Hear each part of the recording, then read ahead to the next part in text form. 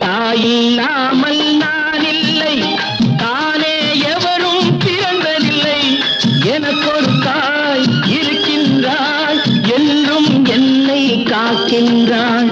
தாயில்லாமல் நான் இல்லை, தானே எவரும் பிறந்ததில்லை. எனக்கொரு தாய் இருக்கின்றாள், என்றும் என்னை காக்கின்றாள். தாயில்லாமல் நான் இல்லை.